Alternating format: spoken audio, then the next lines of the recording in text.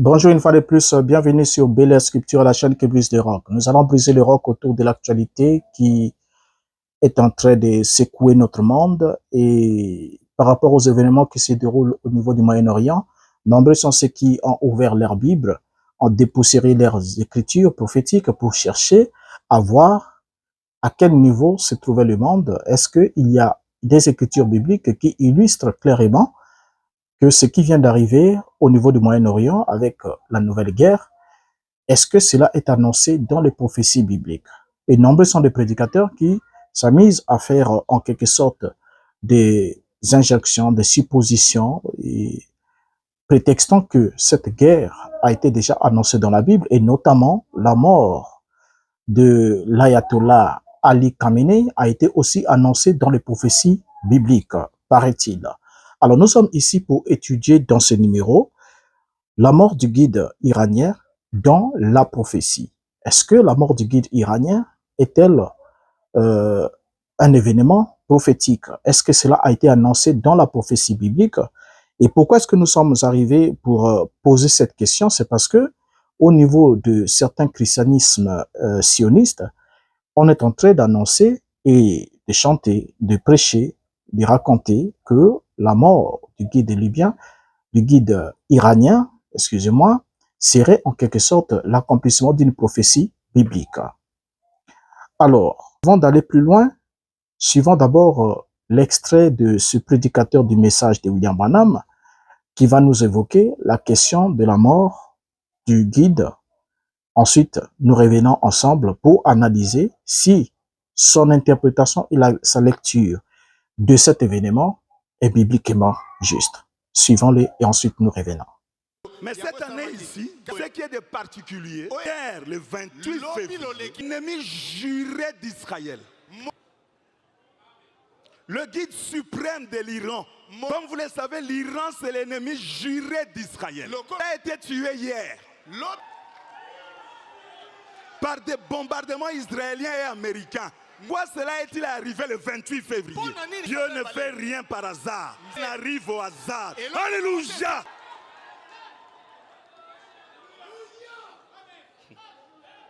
Et vous savez quoi? Vous connaissez la fête de Purim? Vous les connaissez? Aman voulait détruire les enfants d'Israël. Il avait fait un complot pour détruire les enfants d'Israël. Esther était là et Mardoché. Esther a dit au peuple, priez, jeûnez. Même s'il y a l'interdiction que je ne peux pas voir le roi, la prière change le temps et les circonstances. Alléluia! L'interdiction était là. Et la prière des Juifs a changé les choses. Elle est entrée au palais royal, revêtu de cet habit royal. Le roi dit, qu'est-ce qui t'amène, reine Esther? Même si c'est la moitié de mon royaume, demande ce que tu veux. Et moi, je vais te donner ça. Demande Esther. C'était quoi? Aman veut me tuer. Le roi dit, quoi? Touchez-toi la reine. Qu'est-ce qui s'est passé? La chose a été changée.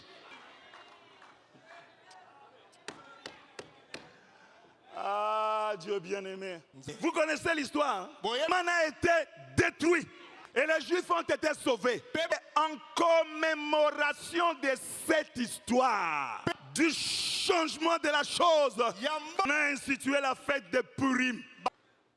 Et en 2026, cette fête commence demain. L'ennemi jurait d'Israël à l'époque Aman. Quand il a été détruit, quelques temps après, Simon a institué la fête de Purim. Aujourd'hui aussi, le 28 février, l'ennemi juré d'Israël a été détruit. Quelques jours après, Israël entre dans la fête de Purim. Alléluia! Alléluia! Vous croyez que c'est un hasard? Moi, je ne crois pas au hasard. Moi, je crois à la prédestination des choses. Moi, je crois que Dieu préordonne les choses. Bien, on a suivi avec beaucoup d'attention, ensemble avec vous, et on a vu comment il a tenté de démontrer, d'établir le lien entre la mort de Guide, ensuite la mort d'Aman, l'ennemi de Mardoché et du peuple juif, dans l'épisode rapporté dans le livre d'Esther. Alors, avant qu'on puisse entrer dans le fond de cette question, j'aimerais d'abord qu'on souligne quand même quelque chose d'important. Vous savez, si aujourd'hui les gens se laissent balloter, se laissent trimballer par-ci et par-là, c'est parce qu'ils n'ont pas compris comment fonctionne le plan divin dans le cadre de la prophétie. Voilà pourquoi, étant en défaillance, ne pouvant pas retrouver les repères qu'ils ont perdus depuis longtemps, ils sont obligés de reprendre certaines prophéties bibliques ou bien certaines histoires bibliques, d'essayer un peu de modifier cela et d'adapter les récits actuels des événements modernes en rapport avec des prophéties d'un événement qui se serait déroulé au temps de la Bible. Or, le monsieur nous a dit que cette mort était annoncée dans la Bible, mais lorsqu'il nous lit les Écritures, il nous parle d'Esther, il nous parle de Mardochée, il nous parle de Haman. On voit qu'il n'y a aucun rapport. Et vous allez le comprendre ensemble avec moi qu'il n'y a absolument aucun rapport entre les récits bibliques dans le livre d'Esther et ce qui vient de se passer ou encore qui est en train de se passer maintenant. Avant qu'on puisse entrer dans le vif de notre sujet, j'aimerais d'abord rappeler un principe important sous base du passage de Deutéronome chapitre 29, le verset 29. Ce passage est très important. Ça nous permettra d'éviter de tomber dans les mains de chaque charlatan, le premier venu qui vient, qui nous dit qu'il a une interprétation prophétique, qu'il peut retrouver un événement dans la prophétie et facilement nous lui prêtons l'oreille et nous nous laissons balloter et ça permet à ce que nous soyons manipulés, qu'il y ait un lavage de cerveau, qu'il y ait en quelque sorte une manipulation mentale et spirituelle en même temps, et ce qui ne serait pas à notre avantage. Lisons d'abord Deutéronome chapitre 29, le verset 29. La Bible nous dit quoi? Les choses cachées sont à l'Éternel, notre Dieu, les choses révélées sont à nous et à nos enfants, à perpétuité, afin que nous mettions en pratique toutes les paroles de cette loi. C'est Moïse qui s'adresse à Israël. Et qu'est-ce que Moïse dit? Moïse est en train de montrer ici que les choses cachées sont à l'Éternel, notre Dieu, et les choses révélées sont à nous. Alors, donc là, on voit déjà qu'il y a deux catégories de choses, n'est-ce pas? Il y a deux catégories de choses. Donc, ce qui signifie dans la lecture de ces textes que certaines choses sont réservées à Dieu et à Dieu seul, et que nous ne pouvons pas tout comprendre ou tout connaître de sa part. Mais les choses qui nous sont révélées, qui ont été révélées, comme la parole de Dieu, sa loi, parce qu'il est de ça qu'il est question ici dans ce texte, sont pour nous et nos enfants, afin que nous puissions les mettre en pratique et vivre selon sa volonté. Alors, donc, maintenant, ici, là, on comprend ensemble avec vous que il y a deux choses qui sont en notre présence. Les deux choses, il y a des choses cachées, il y a des choses révélées. Les choses cachées appartiennent à Dieu. Et les choses révélées appartiennent à ceux à qui Dieu s'est adressé, à eux et à leurs enfants, et il les révèle afin que ces derniers puissent le mettre en pratique. Or, lorsqu'on regarde ici, on va se rendre compte que dans cette expression, ce verset qui est très clé dans la manière de Dieu de faire des choses, on se rend compte qu'il y a deux intervalles de temps ou encore il y a en quelque sorte deux phases dans les desseins divins. Il y a d'abord la phase des choses cachées, les choses cachées qui appartiennent à l'Éternel lui-même. Et dans cette phase des choses cachées, c'est la phase où les plans et les intentions de Dieu sont totalement cachés, et où nous ne comprenons absolument pas toujours tout ce qui se passe. Nous ne comprenons rien, absolument pas tout ce qui se passe. Et dans cette phase-là, Dieu est toujours en action, mais seulement il n'a pas révélé son secret. Il n'a pas révélé. Et lorsque Dieu ne révèle pas, les esprits humbles sont des esprits qui se soumettent à ce que Dieu a révélé. Au lieu de rechercher ce que Dieu n'a pas révélé, mieux vaut se contenter d'abord de pratiquer ce que Dieu a révélé. Vous n'avez pas encore fini, même de pratiquer ou de mettre en pratique 1% de ce que Dieu a révélé, vous voulez alors aller chercher encore d'autres éléments dans ce que Dieu n'a pas révélé. Est-ce que vous avez déjà tout accompli en ce qui concerne ce qu'il a révélé? C'est la bonne question. Voilà pourquoi il s'adresse à Israël ici. Il leur dit que les choses cachées sont à l'Éternel, mais les choses révélées sont à nous et à nos enfants, afin que nous les mettions en pratique. Donc, Dieu nous les a révélées pour que nous les mettions en pratique. Alors donc, dans la phase des choses cachées, c'est la phase où Dieu ne révèle pas, Dieu garde ces choses à lui-même. Voyez? Et ensuite, il y a la phase des choses révélées. Dans la phase des choses révélées, c'est la phase où Dieu révèle ses plans, Dieu révèle ses intentions, et où nous pouvons comprendre et voir son œuvre en pleine action. Ça nous permet alors de pouvoir nous orienter par rapport à ce que Dieu nous a dit. Ce qu'il nous a dit nous est utile. Ce qui est sorti de sa bouche nous est utile. C'est ce que nous sommes censés mettre en pratique. Donc, au lieu de mettre en pratique ce qu'il nous a dit, nous laissons ce que Dieu nous a dit et nous allons chercher à fabriquer autre chose qu'il ne nous a pas dit et on le met sous le label d'une révélation. On dit j'ai été révélé, j'ai reçu une révélation, ainsi de suite. Donc, c'est comme si Dieu ne pouvait plus agir dans la phase des choses cachées. Alors, c'est un peu comme dans un jeu de puzzle. Lorsqu'on a un jeu de puzzle, toutes les pièces du puzzle sont rassemblées progressivement. Dans un jeu de puzzle, on ne rassemble pas toutes les pièces à la fois. Les pièces sont découpées avant, reflétant une certaine image, mais chaque pièce du puzzle a sa forme, de manière à ce que la pièce ne peut pas se mettre ailleurs qu'à l'endroit qui était destiné pour elle. Et vous ne trouvez pas deux pièces de puzzle avoir la même forme ou être interchangeables. Ce n'est pas du tout possible. Donc, chaque pièce a sa place, chaque pièce a sa forme. Alors, dans le plan divin, dans le déroulement du plan divin, c'est comme aussi un jeu de puzzle. Toutes les pièces sont découpées et sont mélangées. Maintenant, c'est progressivement quand les pièces sont en train d'être reconstituées. Donc, on prend cela du lot, du milieu où cela est mis dans la boîte où c'est découpé et on le place alors sur le tableau. C'est progressivement, vous voyez, donc le jeu de puzzle, c'est progressivement. Donc, c'est étape par étape, pièce par pièce que nous voyons le tableau qui va finir par devenir complet lorsque toutes les pièces sont mises en place. Donc, c'est quand chaque pièce du puzzle est à sa place et à sa juste place qu'on a un tableau correct. Alors, si par exemple, à la fin de notre puzzle, nous nous rendons compte que nous avons représenté une vache qui est en train de brouter l'herbe au sommet d'un arbre, ou encore, nous représentons un oiseau qui est en train de nager sous l'eau. Voyez, donc tous ces exemples-là nous permettront de comprendre, par exemple, nous représentons un cheval qui est en train de marcher sur la lune. Nous allons comprendre que l'image que nous avons reconstituée n'est pas une image réaliste, n'est pas logique, parce que généralement la vache est censée brouter l'arbre au pied de l'arbre et non au sommet de l'arbre. Et cela nous permettra alors de comprendre que nous n'avons pas mis les pièces à leur juste place et du coup, nous avons une image faussée. C'est ce qui arrive lorsqu'on veut interpréter les prophéties, lorsqu'on veut prendre des événements modernes pour les adapter à une prophétie quelconque dans la Bible. Alors, dans la Bible aussi, nous nous rendons compte aussi d'une chose évidente, une vérité, c'est que quand on regarde dans la Bible, on voit que, par exemple, dans l'histoire de Joseph, Joseph est fils de Jacob, Dieu a révélé à Joseph qu'il devait entrer dans la gloire et il n'a pas dit où est-ce que cela devait s'accomplir. Il lui a montré dans les songes que ses frères se sont prosternés devant lui. Donc, la lune, les étoiles et tout se sont prosternés devant lui.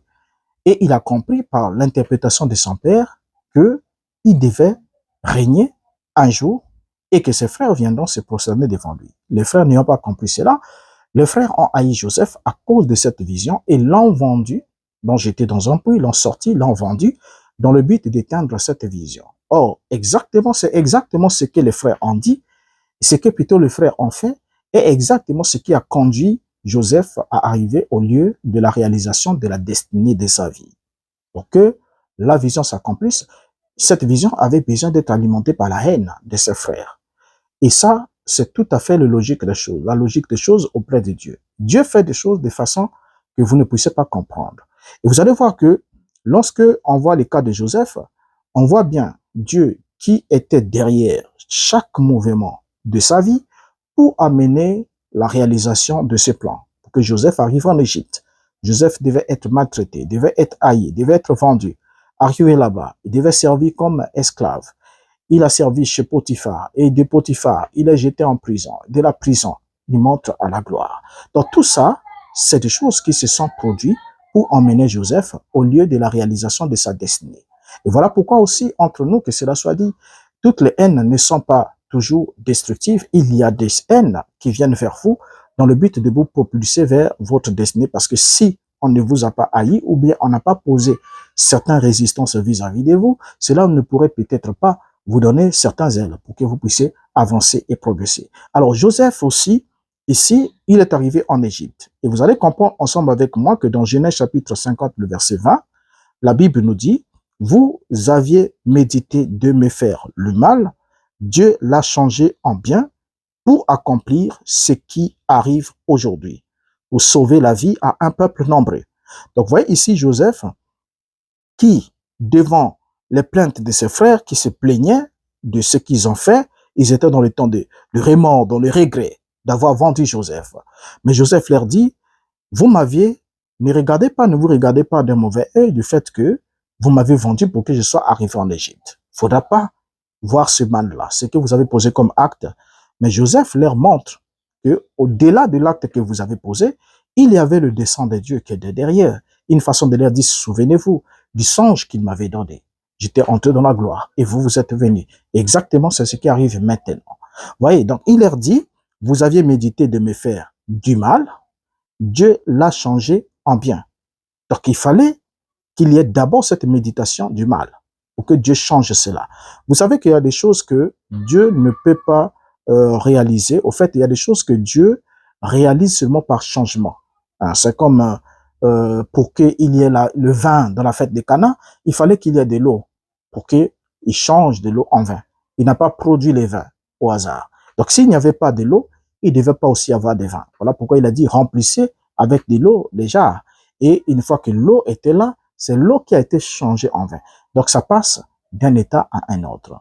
Et pour les frères de Joseph aussi, c'est la même chose. Ils avaient médité de faire du mal à Joseph, mais l'Éternel a changé cela en bien.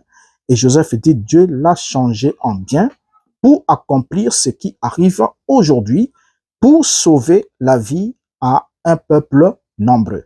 Donc, sauver la vie, non seulement votre vie à vous, mais aussi la vie de l'Égypte et la vie des autres peuples, parce que la famine aurait décimé la terre. Donc, c'est l'interprétation de Joseph, la bonne interprétation de Joseph, qui a sauvé le monde de la famine à cette époque-là. Donc, on voit bien ici que Dieu a des choses qu'il fait, sans pourtant dire exactement ce qu'il est en train de faire, mais il le fait. C'est même ça l'expression de sa souveraineté. Voilà pourquoi la Bible nous montre qu'il ne disait d'ailleurs pas tout à ses prophètes. Il leur disait seulement ce qu'il voulait qu'ils sachent. Mais il y a des choses qu'il faisait qu'il ne disait pas aux prophètes. Et on peut prendre l'exemple de 2 Rois chapitre 4, le verset 27, où la Bible nous dit, « Et dès qu'elle fut arrivée auprès de l'homme de Dieu, sur la montagne, elle embrassa ses pieds, Géasi s'approcha pour la repousser. Mais l'homme de Dieu dit, « Laisse-la, car son âme est dans l'amertume, et l'Éternel me l'a cachée et ne me l'a point fait connaître. » Donc, on voit ici que dans le cadre de Élisée avec la femme, quand la femme est allée vers Élisée après que sa fille, son enfant soit mort, et Géasi voulait empêcher la femme, mais la réponse d'Élisée, Élisée lui dit, laisse-la, car son âme est dans l'amertume, et l'Éternel me l'a cachée et ne me l'a point fait connaître. Donc l'Éternel n'a pas dit à Élisée que voilà, cette femme est en train de venir, elle viendra te voir, elle a tel problème, tel problème. Non, non, non, l'Éternel me l'a cachée et ne me l'a pas fait connaître. Vous voyez? Or, quand on descend plus bas, un peu plus loin, dans Amos chapitre 3, le verset 7, la Bible va nous dire que le Seigneur l'Éternel ne fait rien sans avoir révélé son secret à ses serviteurs, les prophètes. Et quand on prend ce passage avec Deutéronome 29, ça semble être contradictoire. Or, il n'y a pas de contradiction. Seulement, lorsque nous lisons Amos 3,7, il n'est pas dit « L'Éternel n'a jamais rien fait sans avoir révélé son secret à ses serviteurs les prophètes ». Non, il ne fait rien. C'est un présent. Donc, c'est dans le temps présent. Dieu est là en train d'annoncer le jugement sur le peuple d'Israël, sur ce peuple qui a dévié de sa loi, et il leur annonce ça par le prophète. Voilà pourquoi le peuple, doutant des prophètes, le prophète dit, si je prophétise, c'est parce que l'Éternel a parlé. Parce que si le lion rougit, qui ne prophétise, qui ne serait effrayé, si l'Éternel parle, qui ne prophétiserait. C'est parce que je l'ai entendu parler que je prophétise, ça veut dire que je vous relaie juste ces paroles. Et il vous annonce ce qu'il est sur le point de faire, pour que ça ne soit plus un secret pour vous, que vous sachiez qu'il y a le jugement qui est là. Aucun malheur n'arrive si l'Éternel en est l'auteur. Et il va alors exprimer ce point-là. Donc ce point de vue-là ne contredit pas Deutéronome 29, puisque Deutéronome 29 nous montre simplement qu'il y a des choses révélées qui sont à nous et à nos enfants pour que nous les mettions en pratique, mais il y a aussi des choses cachées qui appartiennent à ces derniers seuls, à Dieu seul.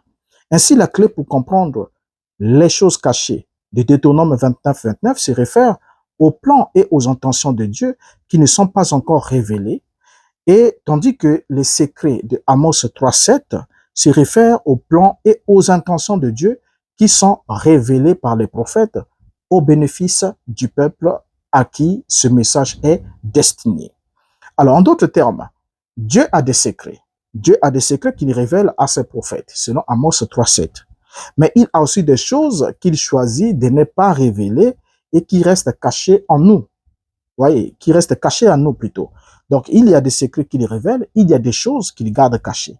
Parce que quand on parle déjà du secret, il révèle le secret, ça c'est autre chose. Et il cache des choses, ça c'est aussi autre chose. C'est deux expressions qui ne sont pas pareilles. Vous voyez? Donc, Dieu peut agir sans révéler ses plans à l'avance. Et c'est même ce que nous voyons dans la Bible. Hein, c'est même l'expression, comme nous l'avons dit, de la souveraineté de Dieu, parce que Dieu est souverain. Ce qui signifie qu'il a le droit de faire ce qu'il veut, quand il veut, sans avoir à rendre ou à demander des comptes à qui que ce soit. C'est ça l'expression de la souveraineté de Dieu. Ainsi, cela exprime aussi la liberté d'action de Dieu. Donc, Dieu est libre de révéler ou de ne pas révéler ses plans selon son bon vouloir. Il fait ce qu'il veut. Voyez, libre de révéler, libre de ne pas révéler. Et c'est pourquoi, dans certains cas, lorsque Dieu agit sans prévenir et nous sommes quelquefois surpris par les actions de Dieu, mais cela ne signifie pas que Dieu est capricieux et imprévisible. Au contraire, cela exprime la sagesse de Dieu et la puissance de Dieu dans l'expression de sa souveraineté afin que nous puissions apprendre à les craindre, que nous marchions dans la crainte, que nous n'attendons pas toujours qu'il nous avertisse d'une frappe ou encore d'une punition, d'une expression de sa justice punitive afin que nous puissions nous mettre en ordre, mais que nous puissions plutôt mettre en pratique ce que nous savons déjà de lui et que nous y marchons afin d'éviter d'attirer sur nous le jugement. Alors, on peut prendre un exemple ici au sujet de l'écriture, parce que nous sommes dans la phase où la Bible est ouverte, l'Ancien Testament est ouvert, et on commence à chercher des prophéties relatives à ce qui vient de se passer au Moyen-Orient. Mais est-ce que la Bible réellement permettra de soutenir que la mort d'Ali Khamenei est une prophétie biblique? Commençons d'abord par comprendre un élément sur le déroulé de la prophétie. La prophétie a plusieurs temps.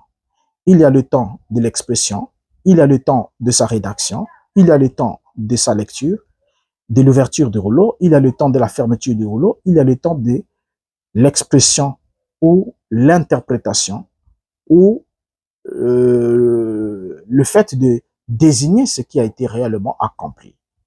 On prend un exemple simple avec Luc chapitre 4. Dans Luc chapitre 4, nous lisons au sujet de Yeshua, Luc 4, 16 à 21, la Bible nous dit ce qui suit. Il s'est rendu à Nazareth où il avait été élevé et selon sa coutume, il entra dans la synagogue le jour du Shabbat. Il se leva pour faire la lecture. Et on lui remit le livre du prophète Ésaïe. L'ayant déroulé, il trouva l'endroit où il est écrit. La première des choses ici qu'on voit dans le verset 17, c'est qu'il déroule le livre. Il se lève pour faire la lecture. Et qu'est-ce qu'il fait? Il déroule le livre. Donc, il ouvre le livre, n'est-ce pas? Le verset 18. L'Esprit du Seigneur est sur moi parce qu'il m'a oint pour annoncer une bonne nouvelle aux pauvres. Il m'a envoyé pour guérir ceux qui ont le cœur brisé. Verset 19. Pour proclamer aux captifs la délivrance et aux aveugles le recouvrement de la vie, pour renvoyer libres les opprimés, pour publier une année de grâce du Seigneur. Verset 20. Ensuite, il roula le livre, le remit aux serviteurs et s'assit. Tous ceux qui se trouvaient dans la synagogue avaient les regards fixés sur lui. Verset 21. Alors il commença à leur dire, aujourd'hui cette parole de l'écriture que vous venez d'entendre est accomplie. Qu'est-ce qu'on constate? On constate que le Christ fait plusieurs choses. Dans ces choses qu'il fait, c'est quoi? Premièrement, il reçoit les rouleaux qui est fermé, il l'ouvre, il fait la lecture, et après avoir fait la lecture, il ferme le rouleau et remet au sacrificateur. Et ensuite, qu'est-ce qu'il fait? Tous les gens avaient les regards fixés sur lui. Dès le moment où Christ, qui était la parole vivante, a lu la parole écrite, la parole écrite quittait complètement, la vie quittait la parole écrite et la vie entrait alors dans la parole parlée. Christ dit, aujourd'hui cette parole de l'écriture que vous venez d'entendre est accomplie. Ça veut dire quoi? Ça veut dire que l'Esprit du Seigneur éternel m'a oint pour annoncer la bonne nouvelle aux pauvres. Je suis oint pour annoncer la bonne nouvelle aux pauvres. Voyez? Et accomplir ce qui vient d'être écrit là. Voilà pourquoi il souligne et dit, aujourd'hui, cette parole de l'écriture que vous venez d'entendre est accomplie. Parce que je l'ai lu, et après l'avoir lu, j'ai exprimé, je vous ai désigné l'accomplissement. Mais seulement lorsque cette parole de l'écriture vient de s'accomplir, le Christ, avant de signifier que la parole de l'écriture s'est accomplie, il avait roulé le rouleau. Il n'a pas laissé ouvert. Ça veut dire qu'il a fermé le rouleau. Et quand il ferme le rouleau, ça veut dire que cette prophétie n'est plus active. Donc, ce n'est plus une prophétie à attendre. Parce que le rouleau a été comment? Fermé. Et quand le rouleau est fermé, alors, qu'est-ce qu'il fait? Il exprime l'accomplissement de cette prophétie. Et c'est dans ces phases-là que nous sommes actuellement. Alors, entrons dans le vif de notre sujet, au sujet de la mort de l'ayatollah Ali Khamenei, guide suprême de la République islamique d'Iran, qui est décédé le 28 février 2026 à la suite des frappes aériennes conjointes menées par les États-Unis et Israël contre Téhéran.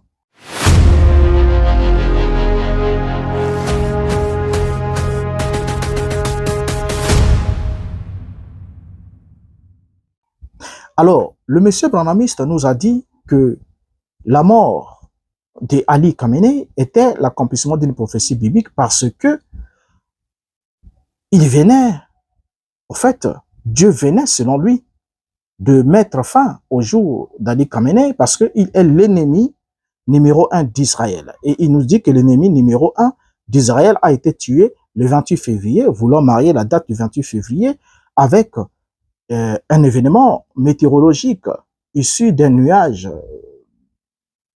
au fait d'un nuage qui était issu de l'explosion intentionnelle d'une fusée missile Thor Agena-D en date du 28 février 1963. Alors, donc en voulant relier ça, comme le message de William Branham étant en perte de vitesse prophétique, étant donné que le calendrier prophétique de William Branham prédisait que la fin du monde devait arriver en 1977. Et le monde n'ayant pas connu sa fin en 1977, ses adeptes, voulant continuer à faire vivre le business, ont commencé alors à vendre des chimères aux brebis, à leur interpréter les événements modernes par rapport à leur capacité, par rapport aux moyens de bord, en se servant soit de certaines citations qu'ils ont mal compris, mal exprimées d'abord par Branham et mal compris par ses disciples, ou encore de certains versets qui ont déjà eu l'accomplissement, qu'ils utilisent comme étant des types ou encore des prophéties pour illustrer ce qui se passe aujourd'hui. Ce qui, alors, n'est pas le cas. Lorsque le monsieur parle ici de la mort d'Aman, il nous dit que Aman, dans la Bible, était mort. Nous l'avons suivi, hein? Aman, de la Bible, était mort. Et quand il est mort, aussitôt qu'on l'a pendu, on a célébré alors la fête. Laissez-moi vous briefer un peu pour la petite histoire. Pour la petite histoire, Israël se trouve à Suse, la capitale. Et le roi Azuris, nous sommes là dans l'empire perse, qui est l'actuel Iran. Alors, les Juifs vivaient là, jusqu'à ce que est arrivé le moment où la reine Esther avait déjà trouvé grâce après la répudiation de Vashti. Elle avait trouvé grâce auprès du roi. Elle était devenue la reine. Alors, Mardoché, étant le cousin d'Esther, étant parent d'Esther, était dans les couloirs du palais, n'est-ce pas? Les couloirs du palais. Et un jour, il va apprendre une conciliabule entre deux serviteurs du roi qui projetaient d'assassiner le roi. Et quand il va apprendre cela, il va transmettre l'information au roi Assuris. Le roi Assuris va avoir l'information, va vérifier, les choses vont s'avérer vraies. Les deux personnes vont être exécutées. Alors, le roi va sembler avoir oublié. Qu'est-ce qui va se passer par la suite? Aman, qui était le premier ministre de l'Empire perse, première personnalité du royaume après le roi, va alors initier une loi, il fallait que tous se prosternent devant lui, ce que Mardochée n'a pas voulu faire. Parce que Mardochée, étant un juif, ne voulait pas entrer dans le culte de la personnalité. Et Aman, lui, n'a pas apprécié ça. Aman va alors prendre la décision de détruire Mardochée. Mais il se dit, si je détruis seulement Mardochée, je n'aurais rien fait à cause de la faute de Mardochée, de son attitude de résistance contre moi. Je dois alors exterminer le peuple de Mardochée. Or, Mardochée était juif. Alors, un décret va être signé comme quoi, à une certaine date, il faudra que les habitants du royaume puissent exécuter, massacrer les Juifs où qu'ils soient. Lorsque ce décret est publié, les Juifs ayant appris ce qui était déjà écrit, vont remonter vers Mardochée, Mardochée va remonter vers Esther. Et quand Mardochée remonte vers Esther, Esther va se dire, mais il n'y a pas une possibilité pour que je voie le roi, ça fait déjà des mois qu'il ne m'a pas appelé. Or, si j'apparais devant lui sans son appel, je risque la peine de mort. C'est une loi ici. Et là aussi, ça deviendrait compliqué. Alors, mettez-vous en gêne, priez, gênez, pour que Dieu puisse me donner la force, la possibilité qu'il puisse toucher le cœur du roi, pour que ce dernier puisse accepter de me recevoir sans me faire subir le jugement. Parce que si je m'approche de lui et qu'il ne me tend pas le sceptre royal, alors c'en est fini de moi. Et c'est ce qui va être fait. Et lorsque cela est fait, alors la reine Esther va s'approcher du roi. Et lorsqu'elle va s'approcher, le roi, elle va trouver grâce auprès du roi. Le roi va lui demander qu'est-ce qu'elle veut. Elle va demander qu'on invite Aman et qu'il y ait un festin, qu'on mange, ainsi de suite.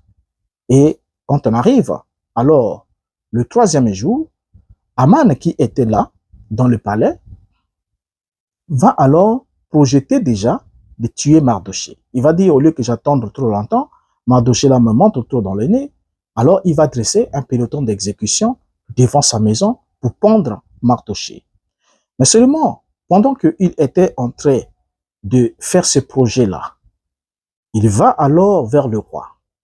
Il va vers le roi, donc il a dressé le peloton d'exécution.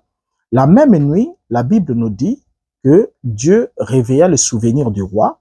Le roi va alors ouvrir le livre de souvenirs. Et quand on ouvre le livre de souvenirs, pour qu'on lise devant lui certains exploits des gens qui ont agi dans le royaume, pendant qu'on faisait la lecture, on arrive sur l'épisode de Mardochée. Comment il avait dénoncé ces deux malfaiteurs qui voulaient assassiner le roi par l'empoisonnement.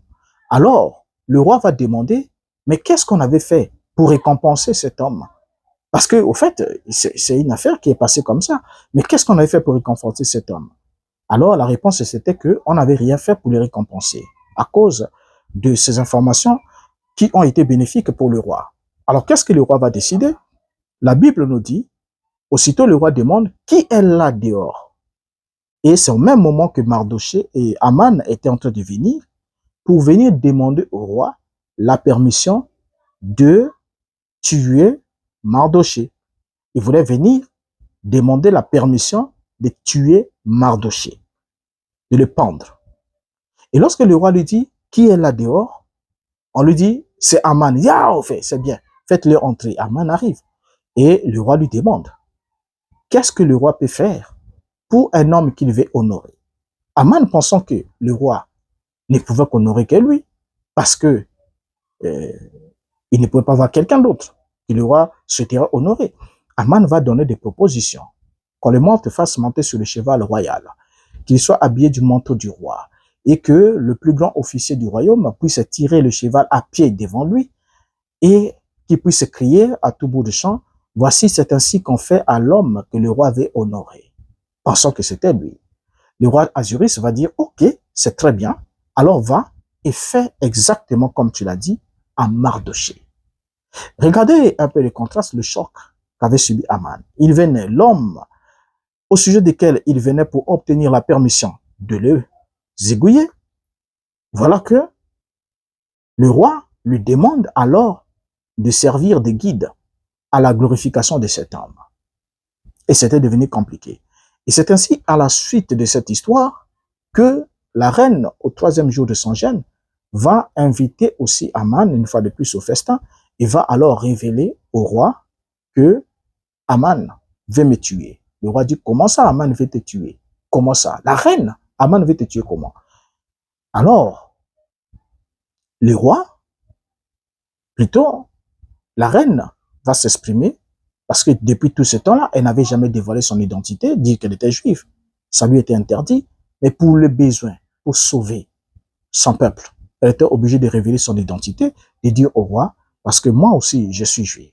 Puisqu'il y a une loi et tous les juifs qui sont ici dans ce royaume doivent être tués. Que chaque citoyen de ce royaume a l'ordre édit du roi d'exécuter, de tuer les juifs où qu'ils soient dans tout l'étendue du royaume. Vous voyez? Donc c'était ça. Donc la date était déjà là.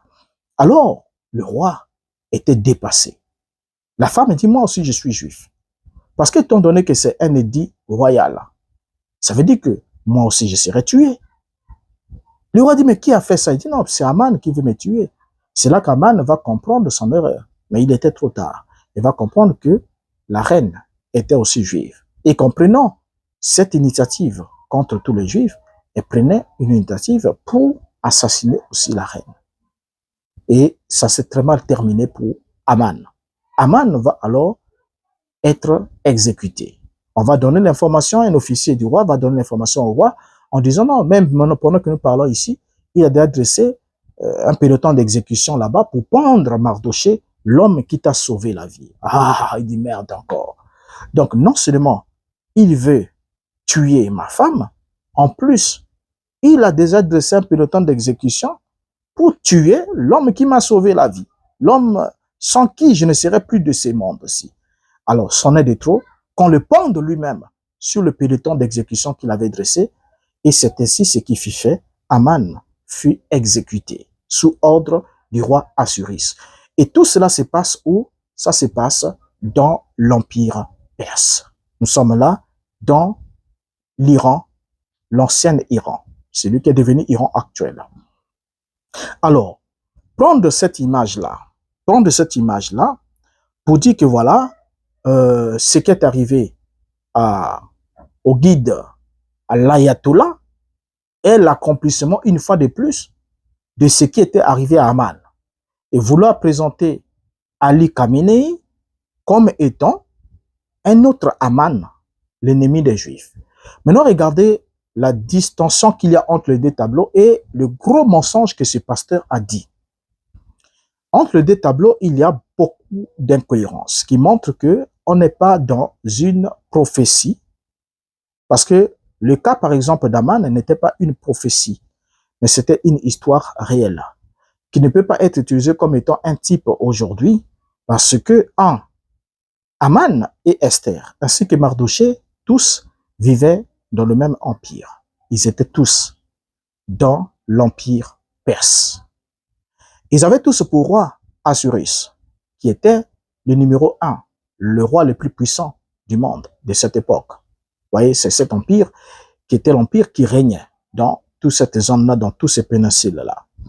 Et là, déjà, on comprend une chose encore, c'est que Aman était un Perse, il était un Perse, et tout comme le roi Assuris aussi, et Esther, et tous les Juifs vivaient là. Alors que la différence avec ce qui vient de se passer actuellement, ce n'est pas la même chose. Et on va comprendre alors pourquoi est-ce que il y a eu ce problème qui a emmené jusqu'à ce qu'on arrive sur ce plan. Vous allez comprendre que ça n'a rien d'une prophétie biblique. Déjà, d'après le récit biblique du livre d'Esther, Aman a été exécuté bien avant la célébration de Purim. Bien avant la célébration de Purim. Or, le pasteur qui est là dit que vous allez constater que lorsque Israël était sur le point de célébrer la fête de Purim, qui est la fête de la plus grande délivrance obtenue par le peuple juif, là-bas à Suse, la capitale, ou dans l'empire perse, ils vont d'abord tuer Aman. Aman est mort. Et ensuite, après avoir tué Aman, ils ont célébré la Purim. Ce qui est totalement faux. Ce qui est totalement faux. Aman a été exécuté bien avant la célébration de Purim. Voici d'abord la chronologie des événements selon les traditions. L'exécution d'Aman, ce dernier, Aman, a été pendu le 17 du mois de Nissan, soit seulement quelques jours après avoir émis son décret d'extermination et environ 11 mois avant la date qu'il avait fixée pour le massacre des Juifs. Parce que il y avait d'abord le décret d'extermination, le décret était promulgué, et le problème c'est qu'avec la loi des Mèdes et des Perses, le décret portant le sceau du roi est irréfutable, irrévocable. Donc le roi lui-même, même s'il pouvait regretter cela, n'avait pas pu abroger ou annuler ce décret-là. Parce qu'une fois qu'il est rendu public, c'était la solennité d'un décret du roi de l'Empire perse. Une fois qu'un décret était signé et publié, il était irrévocable, même par le roi lui-même. Le roi lui-même aussi ne pouvait plus le révoquer. C'était fini. Il perdait le caractère, il ne pouvait pas être révoqué. Maintenant, qu'est-ce qui va être fait pour éviter ce massacre? Vous allez voir que, selon la Bible en lisant, Aman a été exécuté, c'est-à-dire que il a été exécuté juste quelques jours. Donc, après avoir émis son décret d'extermination, qu'il a été exécuté, et c'est 11 mois plus tard, avant la date qu'il avait fixée. Vous voyez, donc il avait été exécuté 11 mois avant la date qu'il avait fixée pour le massacre des Juifs. Parce qu'il avait fixé une date qui devait prendre des mois. Donc les gens avaient tout le temps de se préparer pour massacrer les Juifs. Donc il y avait une chose à faire, soit vous quittez l'Empire, soit vous attendez jusqu'à cette date-là et vous périssez. Alors, par la suite ici, on va comprendre que lorsque Esther va entrer au courant de cette information, pour sauver son peuple, qu'est-ce qui va se passer? Ils vont alors initier un autre édit. Et lorsqu'on va initier un autre décret, le nouveau décret va alors donner l'autorisation à tout juif, où qu'il soit, de se défendre à cette date-là. Ce n'était pas un jour ou 2 ou 3 jours, mais de se défendre à cette date-là, contre toute personne qui viendra pour chercher à leur ôter la vie. Et c'est ainsi qu'on a eu des décrets du roi.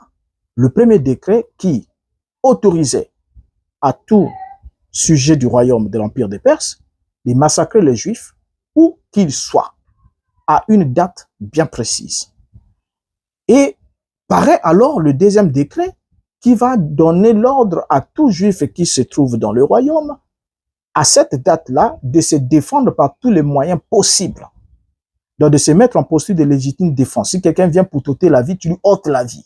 Donc vous avez l'autorisation de vous défendre. Donc il n'y avait pas moyen de révoquer ce décret. Il fallait alors un autre décret. Donc on avait la publication d'un décret qui autorisait au peuple de massacrer les Juifs et en même temps un décret qui demandait aux Juifs de se défendre. Vous voyez? Alors, le combat qui a eu lieu entre les Juifs et le peuple perse, c'est que le décret initial ne pouvant être annulé, les Juifs ont dû se défendre contre leurs ennemis et c'était le 13 Adar, le 13 du mois d'Adar de l'année suivante, parce que cela avait pris des mois pour que cela soit exécuté. Ainsi, l'instauration du Purim. La fête de Purim a été instaurée pour célébrer la victoire et le repos des Juifs le 14 Adar, c'est-à-dire le 14 du mois d'Adar, c'est là que la fête a été instituée. Ainsi, la mort d'Aman précède la première célébration de la fête de Purim. Aman est mort avant la première célébration de la fête de Purim et de presque une année entière et non de 2 jours. Donc, il y a eu un intervalle d'une année, presque une année entière, qui séparait la mort d'Aman et la célébration de Purim. Or, le prédicateur malhonnête du message de William Branham, qui vient de parler ici, va dire que la mort d'Aman est arrivée quelques jours. Ensuite, Israël, les Juifs ont célébré la fête de Purim. Et en commémoration de la délivrance du peuple juif, Israël actuel, moderne, a engagé des frappes ciblées contre l'ennemi, prétendument selon ses déclarations, numéro 1 d'Israël, qui vient aussi de succomber sur la terre où Aman avait succombé aussi. Alors que l'information qu'il donne, si vous l'écoutez, vous allez voir que vous allez penser que c'est ça. Mais or, ce n'est pas du tout ça. Il y avait un écart de plusieurs mois entre la mort d'Aman et la célébration de la première fête de Purim. Faire chercher et vous allez en découvrir. Ainsi, la fête la fête de Purim ne commémorait non seulement la chute d'Aman, mais surtout le salut global du peuple juif lors des combats qui ont eu lieu après sa mort. Donc les combats en question entre le peuple juif et le peuple perse dans la terre perse, dans l'empire perse, ont eu lieu après la mort d'Aman. Donc des mois après la mort d'Aman. Donc vous êtes là, c'est comme vous êtes vu dans votre vie, dans votre pays, avec une date précise, la date butoir, où mon voisin là qui est autochtone, sujet du royaume, va me chercher à m'ôter ma vie, à moi, mes enfants, tout ça là, parce que nous sommes juifs. Et vous avez aussi un autre décret qui vous dit, à la même date, vous aussi les juifs, ôtez la vie de tout celui qui viendra pour chercher à vous ôter la vie. Et du coup, quand cette date est arrivée, il y a eu des victimes. Ça fait des victimes. Vous voyez, parce que tous les deux décrets devaient être mis en exécution. On devait obéir à tous ces deux décrets portant le sceau du roi. Alors donc la fête de Purim, ou fête des sorts, était l'une des fêtes des célébrations les plus joyeuses du calendrier juif. Donc elle commémorait la délivrance miraculeuse des peuples juifs, alors condamnés à l'extermination dans l'empire perse sous le règne du roi Assuérus. Alors ainsi dit, la mort d'Ali Khamenei, le guide suprême de la République islamique d'Iran, n'accomplit nullement une prophétie biblique. Mais où se trouve le réel problème?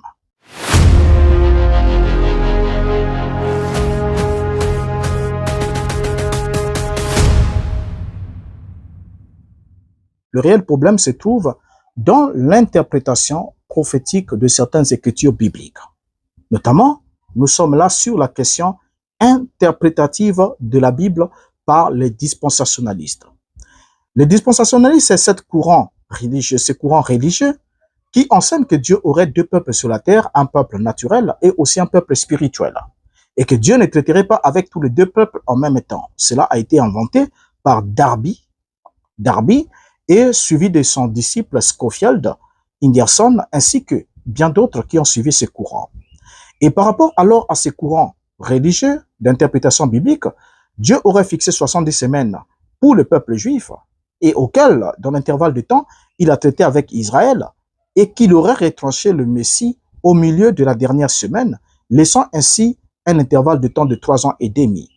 Et alors, ils ont ouvert une brèche qu'ils appellent le temps de l'Église, ou la dispensation de l'Église, ou l'ère ou l'âge de l'Église, la période de l'Église, qu'ils vont alors échelonner partant de la crucifixion jusqu'à l'enlèvement de l'Église.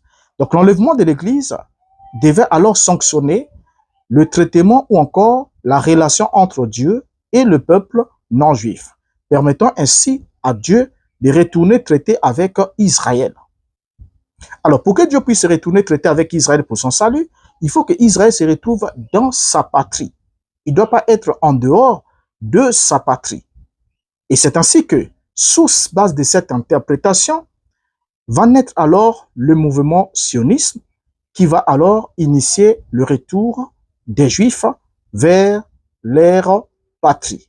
Ainsi va naître la nation d'Israël, créée en 1948, qui n'a absolument rien à voir avec l'Israël de la Bible. Ce n'est que le nom. Vous savez, le problème du nom renferme un problème d'identité. Lorsque les gens entendent parler d'Israël, l'État d'Israël, et qu'ils lisent dans la Bible le mot Israël, ils pensent que cela fait référence à la même entité. Or, ce n'est pas du tout la même entité. Et vous allez comprendre ensemble avec moi où se trouve le réel problème. Alors, déjà ici, la grande question est liée à quelque chose de plus important que ce que l'on vous dit dans les médias. On vous emmène ailleurs. Mais seulement certains religieux, par rapport à ce qu'ils ont eu à énoncer, sont alors, en quelque sorte, soit ignorants, soit complices de ce qui se passe selon les interprétations qui sont en train de donner dans la prétendue accomplissement d'une prophétie biblique au sujet de la mort du guide iranien.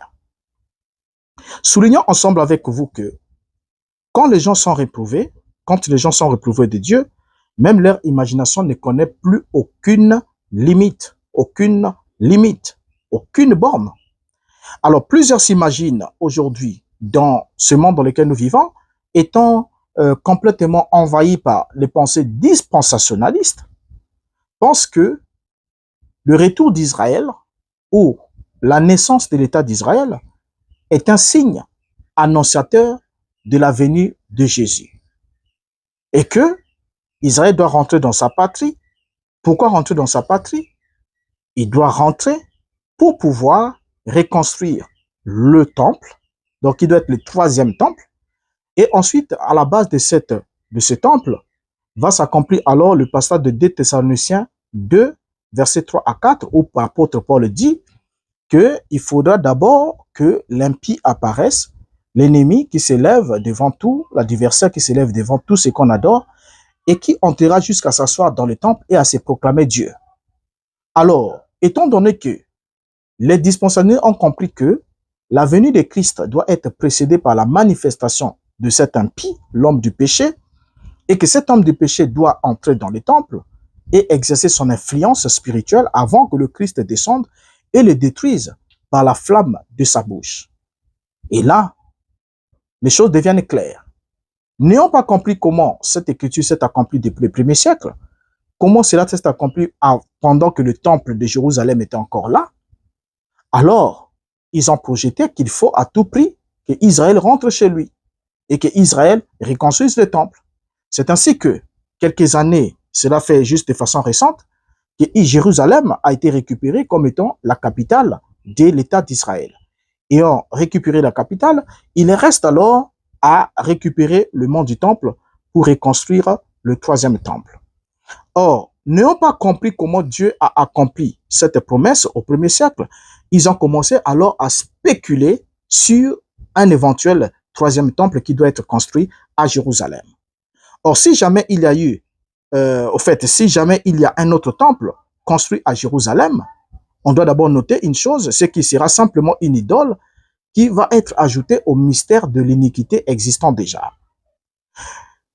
Dans les délires de ces gens, dans leur délire doctrinal, les réprouvés s'imaginent que le Seigneur reviendra purifier ce temple et s'en servira comme étant le centre de son royaume terrestre qui aura une durée de 1000 ans. C'est ce qu'ils sont en train d'enseigner. Donc, il faut qu'il y ait d'abord un temple qui soit souillé par l'impie. Et quand le Seigneur vient, il détruit l'impie. Ensuite, il purifie le temple et il fait du temple le centre de son royaume terrestre qui va durer 1000 ans. Voilà ce qui est enseigné. Des âneries ainsi. Vous voyez? Et dans beaucoup de points, les réprouvés rejoignent aussi les aspirations de l'Israël moderne concernant le temple, et cela n'est pas étrange, puisqu'ils sont animés par le même esprit, c'est-à-dire un esprit de duplicité et de séduction. Duplicité pourquoi? Parce que ceux qui sont là, ils ne sont pas ceux qui étaient là avant. C'est autre chose.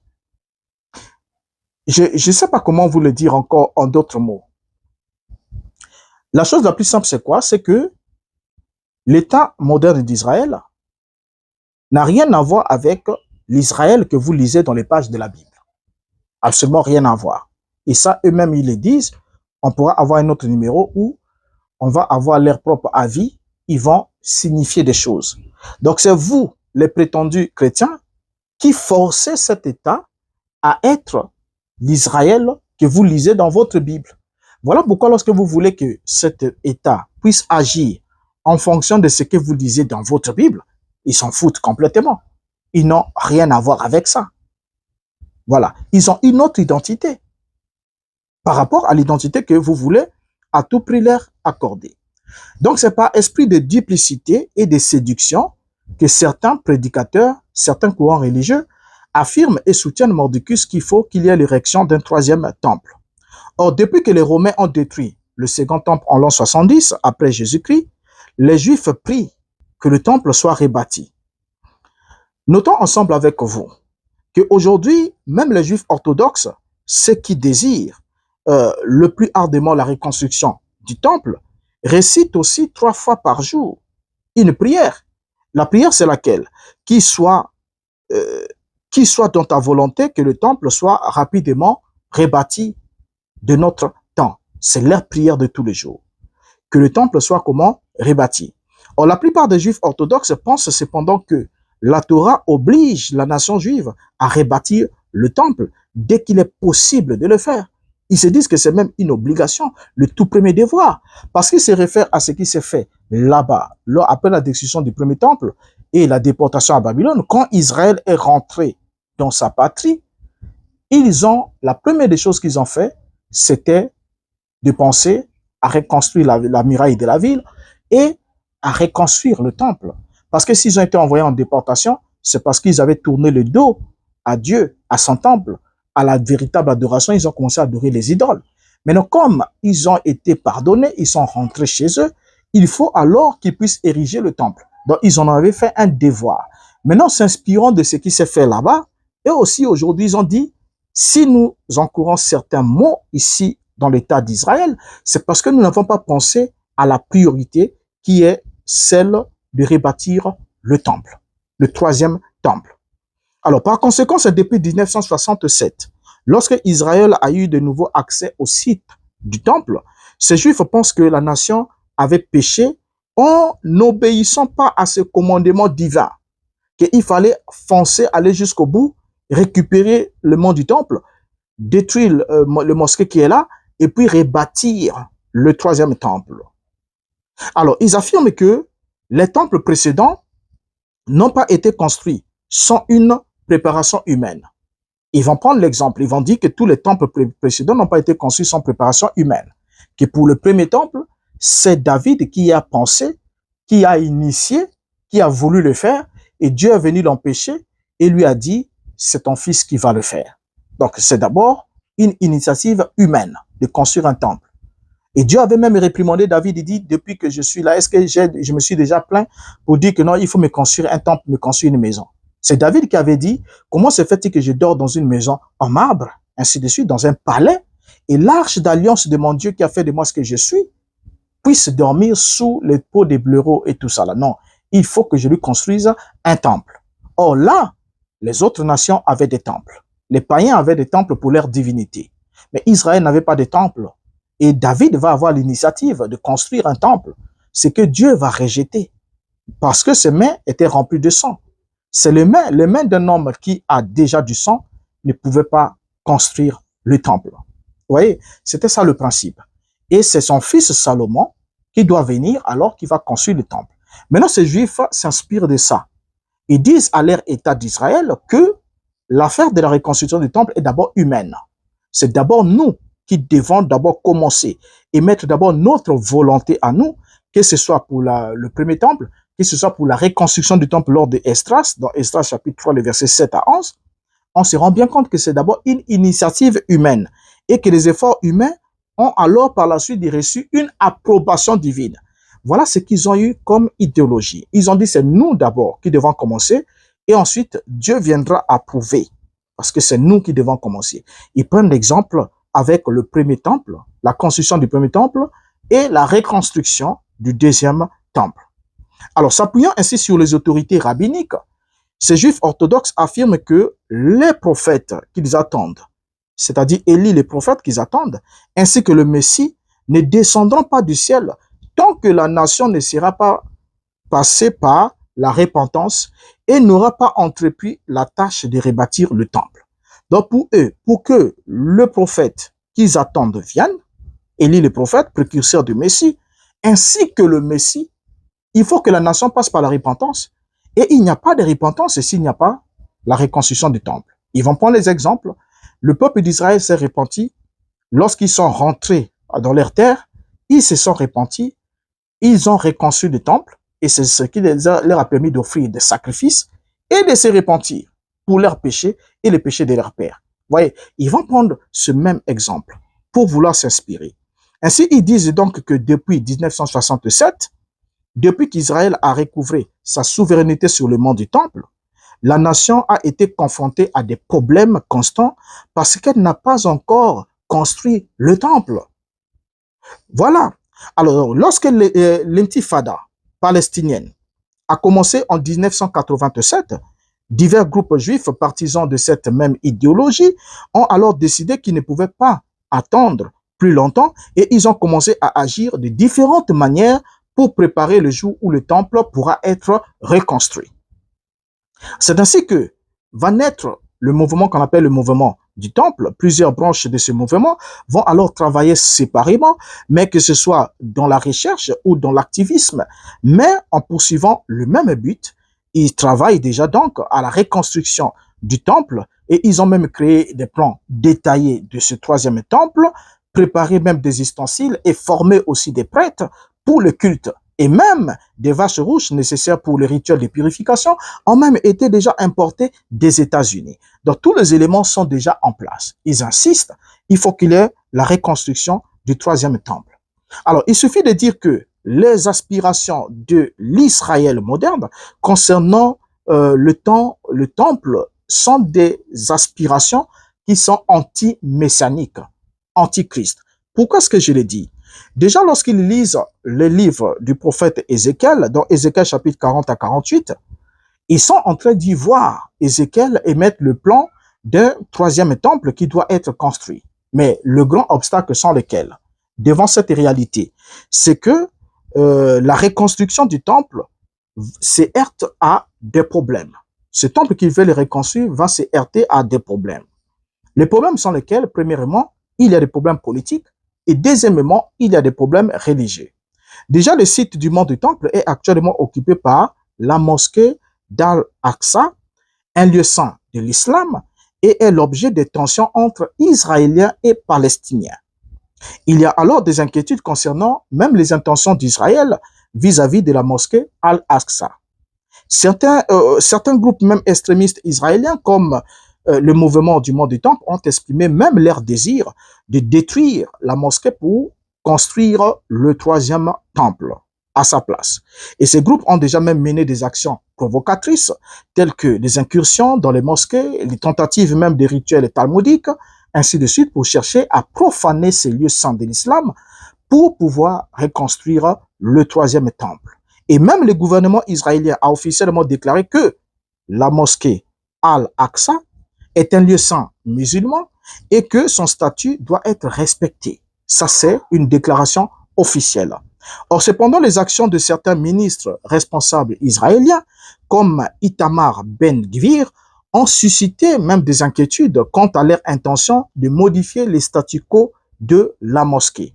Il est ainsi important de noter ensemble avec vous que la mosquée Al-Aqsa est un lieu saint pour les musulmans et que sa destruction serait considérée comme étant une attaque contre l'islam et les musulmans du monde entier. Alors, où se trouve le problème avec l'Iran, entre Israël et l'Iran? Le vrai problème. Le vrai problème entre les deux, c'est que l'Iran s'est érigé comme étant le fervent défenseur de la mosquée Al-Aqsa. Ainsi, l'Iran aussi condamne régulièrement les actes de violence et de profanation contre ces lieux saints. Israël, dans l'intention de récupérer cet endroit et de construire, s'est dit, il y a un danger. Si on le détruit, on a des problèmes avec le monde islamique, notamment l'Iran qui est le fer de lance. Donc l'Iran devient en quelque sorte un danger. Vous voyez, sur cette question-là. Et c'est précisément, quand on prend à exemple, précisément en août 2025, que même le porte-parole du ministère iranien des Affaires étrangères, Esmail Bikaï, avait dénoncé la désécration de la mosquée Al-Aqsa par des groupes sionistes extrémistes, qualifiant cet acte de violation flagrante de la sainteté et de l'importance religieuse de ce site. L'Iran, en tant que pays musulman, soutient ainsi aussi la cause des Palestiniens et la protection des lieux saints musulmans. Et ça, c'est le son de cloche que Israël ne veut pas réellement entendre. Donc l'idée alors d'un temple futur est une interprétation erronée des prophéties de l'Ancien Testament qui n'a aucun rapport. Parce que tout ce que Ézéchiel a dit, tout ce que les prophètes ont dit, ils l'ont dit sous la première alliance, alliance conclue avec le peuple descendants biologiques d'Abraham, d'Isaac et de Jacob. Dieu conclut une alliance, une nouvelle alliance, et quand il conclut la nouvelle alliance, les deux alliances ne peuvent pas être ensemble. C'est comme ça que même quand on lit dans les textes, chasse l'esclave, la servante avec son fils, parce que le fils de la servante n'héritera pas avec le fils de la femme libre. Donc les deux alliances ne peuvent pas subsister ensemble. Alors, où Dieu est encore en train de traiter avec Israël naturel, dans la première alliance, c'est que c'est eux le peuple de l'alliance, ou encore le peuple de l'alliance est devenu tous les peuples, où qu'ils soient, sans distinction d'État, de nationalité, mais faisant partie de la postérité d'Abraham par le Mashiach. Voyez. Alors, déjà là, lorsqu'on regarde ici, on va alors se rendre compte d'une évidence, c'est que le seul vrai problème qu'il y a sur cette question-là, lorsqu'on parle de l'idée d'un temple futur, d'un troisième temple, l'idée d'un temple futur est déjà une interprétation erronée des prophéties de l'Ancien Testament. Le seul vrai temple, le temple véritable, dont celui qui était de pierre n'était que l'ombre et l'image, c'est bien le corps de Christ. Et tout ce qui peut ressortir de la construction d'un temple littéral est une duplicité ou une contrefaçon du véritable temple qui est spirituel. Pourquoi est-ce que nous en sommes là? On doit noter ensemble avec vous que le temple de Jérusalem fut le lieu d'adoration dans le culte ombre des choses à venir. C'était le lieu d'adoration de le culte ombre. D'où on peut lire dans Hébreux chapitre 9, le verset 1er, on s'adresse à qui? Aux Hébreux, c'est-à-dire ceux qui pratiquaient le culte du temple, qui étaient descendants d'Abraham, d'Isaac et de Jacob biologiquement. C'est à qui Dieu avait parlé à leur père par les prophètes, et dans le dernier temps, il leur a parlé par le Fils. Il s'agit des Hébreux. Regardez bien le titre du livre, c'est les Hébreux. Qu'est-ce qui est dit aux Hébreux? Il leur a dit ce qui suit. La première alliance avait aussi des ordonnances relatives au culte et les sanctuaires terrestres. Voyez? Et dans Jean chapitre 4, le verset 20 à 21, c'est le Christ qui parle avec la femme samaritaine. Il lui dit, nos pères, la femme lui dit, nos pères ont adoré sur cette montagne et vous, vous dites que le lieu où il faut adorer est à Jérusalem. Verset 21. Femme, lui dit Jésus, crois-moi, l'heure vient où ce ne sera ni sur cette montagne, ni à Jérusalem que vous adorerez le Père. Regardez bien ici. Lorsqu'on regarde ici dans cet échange entre le Christ et la femme, on voit que Christ est en train d'instituer l'adoration en esprit.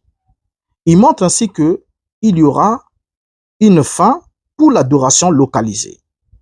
Donc le Christ annonce que l'adoration de Dieu ne sera plus limitée à un lieu spécifique comme Jérusalem ou le temple. Vous voyez? Et il va ainsi introduire l'adoration intérieure. Or, cette adoration intérieure, qui est la véritable adoration, est une affaire du cœur, où le croyant est censé adorer Dieu en esprit et en vérité, c'est-à-dire avec la sincérité et l'authenticité selon les voies prescrites par Dieu dans sa parole. C'est alors que lorsqu'on lit l'apôtre Paul va nous signifier dans Philippiens chapitre 3, le verset 3, il va dire, car les circoncis, c'est nous qui rendons à Dieu notre culte par l'Esprit de Dieu, qui nous glorifions en Jésus-Christ et qui ne mettons point notre confiance en la chair. Comment est-ce que nous rendons notre culte à Dieu? Il dit, nous rendons à Dieu notre culte par l'Esprit de Dieu. Vous voyez? Alors, lorsqu'on rend à Dieu le culte par l'Esprit de Dieu, on n'est plus obligé d'adorer Dieu, d'avoir, c'est-à-dire qu'à rendre à Dieu un culte localisé. C'est ce que le Christ est en train de dire à la Samaritaine. L'heure vient où ce ne sera ni sur cette montagne, ni à Jérusalem qu'on adorera le Père. Ainsi, le Nouveau Testament va nous présenter l'Église comme étant un temple spirituel de Dieu, où les croyants sont alors décrits comme étant des pierres vivantes. Et nous prenons 1 Pierre chapitre 2, verset 5 qui nous dit, « Et vous-même, comme des pierres vivantes, édifiez-vous pour former une maison spirituelle, un saint sacerdoce, afin d'offrir des victimes spirituelles agréables à Dieu par Jésus-Christ. » Voyez? Donc ici, les croyants sont définis comme étant des pierres comment? Vivantes. Des pierres vivantes, différentes des autres pierres, des matériaux qui sont des pierres mortes, qui n'ont pas de vie. Mais ici, les hommes, les croyants qui sont en Christ, sont des pierres vivantes. Et la Bible, il va dire, édifiez-vous pour former une maison spirituelle, pas une maison physique, mais une maison spirituelle, un saint sacerdoce afin d'offrir des victimes spirituelles agréables à Dieu par Jésus-Christ. Et dans Éphésiens 2, verset 21, Paul va ajouter, en lui tout l'édifice bien coordonné s'élève pour être un temple saint dans le Seigneur. En lui vous êtes aussi édifiés pour être une habitation de Dieu en esprit. Ainsi dit, le centre de la foi chrétienne est Jésus-Christ. C'est Yeshua HaMashiach qui est le centre de la foi chrétienne. Et les spéculations sur l'avènement relatif d'un troisième temple ne sont rien d'autre qu'une contrefaçon ou une usurpation. Et le malheur dans tout ça, c'est le fait qu'on voit des gens qui se disent être chrétiens, qui soutiennent cela, qui disent qu'il y aura un troisième temple, alors que Dieu ne l'a pas annoncé. Quand le Christ dit que l'heure vient et elle est déjà venue, où ce ne sera ni sur cette montagne, ni à Jérusalem. Le Christ montrait par là que Dieu était en train de mettre fin à l'adoration localisée. À l'adoration localisée. Donc, il n'y a plus de lieu pour adorer. Il y a une seule condition pour adorer, être en Christ. Pour adorer Dieu en esprit et en vérité. Rendre à Dieu un culte par l'Esprit de Dieu. Et si on rend à Dieu un culte par l'Esprit de Dieu, où que soit l'Esprit, nous sommes le temple, la maison de Dieu, l'Esprit de Dieu habitant en nous, on n'a plus besoin d'une adoration localisée. Alors donc, le projet de construire un troisième temple sur le lieu où se trouve la mosquée, c'est une usurpation, une mauvaise compréhension des textes. Et c'est un projet satanique qui n'a rien à voir avec Dieu. Et même s'ils disent que les hommes ont toujours initié le temple et Dieu est venu à la rescousse plus tard pour légitimer leur action, mais ça n'a jamais été le cas. Parce que lors de la construction le premier temple d'abord, c'est Dieu qui autorise à Salomon de construire. Et Salomon va construire sous l'autorisation de Dieu. Vous voyez? Et il va lui montrer le plan. Le plan, David a tracé le plan, il a rassemblé les matériaux et Salomon vient y construire. Et pour reconstruire le deuxième temple, Dieu va susciter Cyrus, qui était un Perse, donc un Iranien de cette époque, bien sûr. C'est lui qui a fourni le moyen matériel, le capital humain pour reconstruire le temple et qui a même donné l'ordre qu'on reconstruise le temple. Vous voyez un peu? Alors donc déjà là, dans l'image des faits, la réalité de ce qui se passe entre l'État hébreu et l'Iran, le problème, le vrai, se trouve au niveau de la religion. Le vrai problème se trouve à ce niveau-là. Parce qu'Israël veut recevoir le prophète. C'est le messianisme juif qui s'affronte avec le messianisme islamique. Parce que l'Iran aussi a un messianisme. On attend le Mahdi. Et il y a toutes ces réalités-là. En fait, chacun des deux groupes se dit qu'il faut démarrer la chose. Et avant la fin, pour que le feu s'éteigne, le Messie va venir. Alors, chez les Juifs, ils attendent le prophète Élie qui précédera le Messie. Et au niveau de l'Iran aussi, ils attendent aussi la manifestation du Mahdi, qui va aussi précéder le retour du Messie. Alors, le Messie, ce sera Yeshua ou ce ne sera pas lui? Chacun se partage. La bataille est livrée à ce niveau-là. Tout en notant ensemble avec vous pour chuter, Abraham a eu Isaac, Abraham a eu Ismaël. L'un était devenu l'ancêtre des Juifs, l'autre l'ancêtre des Arabes. Là, nous sommes à la période biblique. Mais dès l'instant où Dieu avait mis fin à l'Israël biblique en l'an 70, dans le plan de Dieu, il n'y a plus une nation qui s'appelle Israël. Il n'est là plus. Parce que Israël de la Bible n'est pas celui qui est là. Et Dieu seul sait où se trouvent les Juifs. Qu'ils soient là et d'autres soient encore ailleurs, Dieu seul sait là où ils se trouvent. Mais le plus important, c'est que Dieu a ouvert une alliance, il a inauguré une alliance qui est plus excellente, qui est établie sur les meilleures bases, Et dans cette alliance-là, il y a aussi des Juifs. Comme le Paul, le Pierre, les autres, au fil des temps et des âges, il y a eu des Juifs qui ont adhéré à la foi en Yeshua. Vous voyez? Et ils font partie du peuple de l'alliance, qui est une alliance spirituelle. Alors, ça n'a plus rien à voir avec un peuple naturel. Réveillons-nous, chers amis. Et surtout, ne vous laissez pas tirer au nez par ces prédicateurs branhamistes, qui sont des profiteurs situationnels, qui profitent de chaque situation pour vouloir donner une légitimité à leur prétendu message, qui est un message d'ailleurs sans message. Je vous dis au revoir pour ce numéro, je vous donne rendez-vous au prochain numéro, s'il plaise à Dieu. Ce sera avec un réel plaisir que je vous servirai encore comme je l'ai fait toujours. Merci, au revoir, à la prochaine.